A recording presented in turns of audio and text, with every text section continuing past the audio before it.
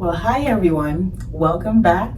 My name is Sandra Bilson Afrifah, and today I'll be walking you through a very step-by-step approach of how I get my patients off their medications and treat their blood pressure naturally. Okay, we're going to take an adventure into our bodies, try to get to understand our heart, how it functions, and we're going to understand what high blood pressure is and what happens in our heart when we get high blood pressure.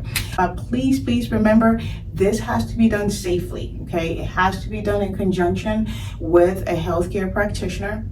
And including labs and monitoring. So please do not do this on your own, but this is a guide that basically will help you. And as you talk to your practitioner, you both can utilize this guide to help you safely manage your blood pressure. Or if you've been told that your blood pressure is going up, you can utilize this method so you do not develop high blood pressure. Okay, so let's start by getting to know what our heart is and what happens when we do get high blood pressure.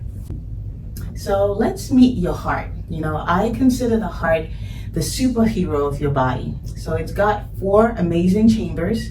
We have the right atrium, the right ventricle, the left atrium, and the left ventricle. So they team up to make sure your body gets all the oxygen that it needs. So here's the action that happens. So the blood enters the right atrium from the body, and then it slides down to the right ventricle and gets a ride to the lungs for a breath of fresh air.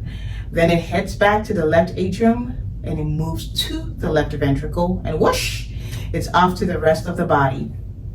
Now let's talk about hypertension or high blood pressure. Let's picture this. Your heart is a pump and your arteries are the pipes. In a healthy heart, the blood usually flows like a smooth river, but with hypertension, it's like trying to push through a straw. So over time, this extra pressure can wear down your arteries, leading to problems like heart disease and stroke. So it's like overworking a pump, and then eventually it's bound to break down faster. Okay, so that's why keeping your blood pressure in check is so important. So basically, you want to keep your blood pressure below 120/80. When you get to 130/80 or above, you're in stage 1. And then when it's above 140/90, you're in stage 2 hypertension. Now, let's talk about the detailed steps on how to get off your blood pressure. So let's say you go and see your practitioner, okay? And they tell you that your blood pressure is above 140/90, okay? Or you do take medications. So the first step, obviously, is you do have to establish with a qualified or certified healthcare practitioner. But as you know, not all healthcare practitioners believe in the ability to take people off blood pressure medications. And I don't think their thinking is wrong. I would say maybe 5-6 years ago, I thought the same thing too. But it is a very comprehensive approach, okay? So after setting up with your primary care practitioner, okay, one good way to kind of get the ball rolling is, just set it and let them know, okay, that you do desire to be off your medications. The first step is usually go for an annual visit. Make sure you're going for a visit at least once every year. Okay, so number 1, to even know that you have high blood pressure, you do want to set your annual visits. And then when you go for your annual visits, and they tell you that your blood pressure is high, create a blood pressure log. So that's step 2. Okay, so you've gotten blood work, you've reviewed it, you guys have talked about all the different, whether you have high cholesterol, other things, or you've had a discussion on your results, and they tell you, okay, you have high blood pressure. The GNC guidelines does not even recommend starting medications off the bat, but I will tell you about certain scenarios where I have recommended starting medications. Okay, so I just want you to know that I'm not against starting medications. Actually, I do it all the time. That's where the integrative approach comes in.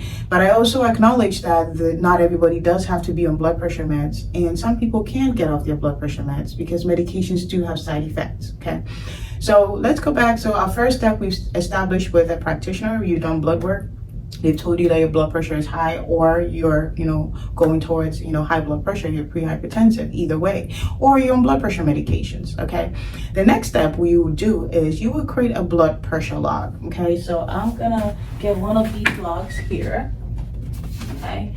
So this is an example. I don't know if you can see this, okay, but this is an example of a blood pressure log. It's through the American Heart Association, okay? So you can print this off the internet. I have printed this off so many times. I have it in the office for my patients. And after you get this log, I want you to log your blood pressure, okay, in the morning and in the evening, okay, and you write it down.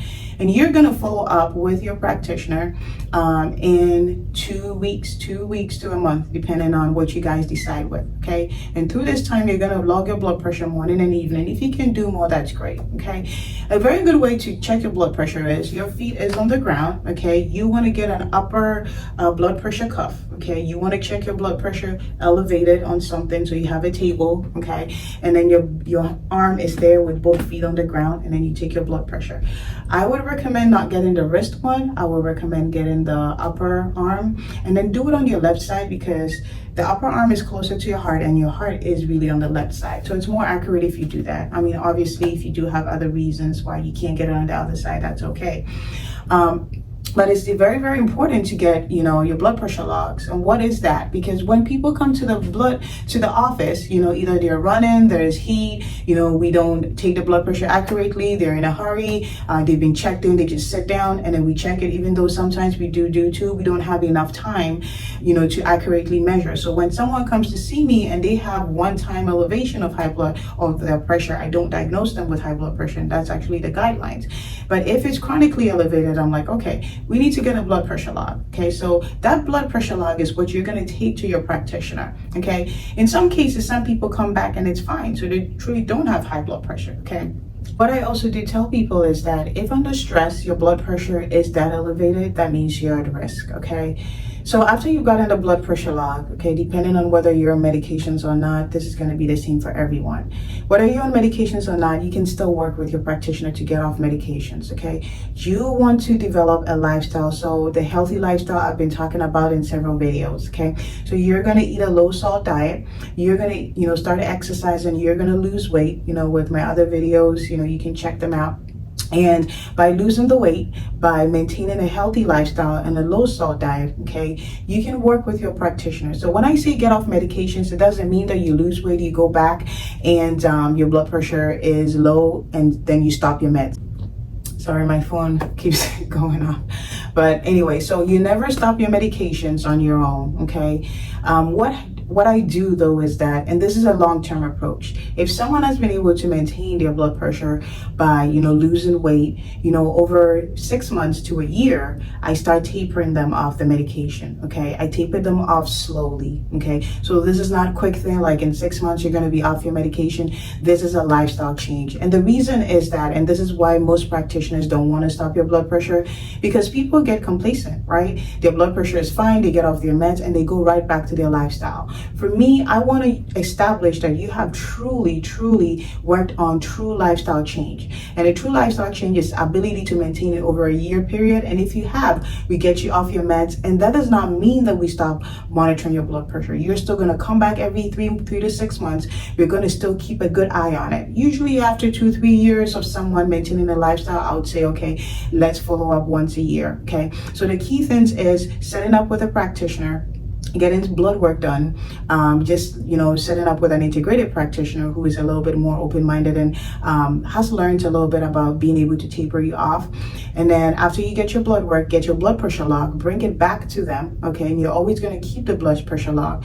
Take your blood pressure accurately, like I discussed. You're going to get a healthy lifestyle change, okay, through several methods, whether with intermittent fasting or whatever that works for you that you have discussed, or in my prior videos, you can watch them to help you lose weight. You're going to eat more plant-based diet, okay, low salt diet, okay, salt is the enemy for high blood pressure. You're still going to be doing these logs, and with the weight loss, you're going to notice the numbers dropping, and then you work with your practitioner to get you off the medications. Once you're off for the rest of your life, you are still going to maintain a healthy lifestyle because you're still at risk for developing high blood pressure, okay? So this is kind of like the very quick short method. Next week I am going to share with you some herbs that you can use, if you've been diagnosed with pre-hypertension, and with some medications also, not with all medications though, but I'll share, how you can combine herbal treatment or herbal supplements with your current regimen, or with your current lifestyle to help manage, blood pressure, naturally. So I hope this was helpful. I didn't want to go too much in detail, but these are very quick, short steps, okay? First, you have to understand what high blood pressure is, what the top bottom numbers are, what high blood pressure means to your body, established with a practitioner. And if you go through all the steps, okay, I promise you should be able to get off of it, okay? So while not everybody can get off their medications, blood pressure can be managed, okay, naturally. I just wanted you to know that. Obviously, I can't go through all the different scenarios of the individuals that can and cannot be on medications, but I hope this was helpful. You take care. If you have any questions, comment, like, and see you next time, and stay healthy.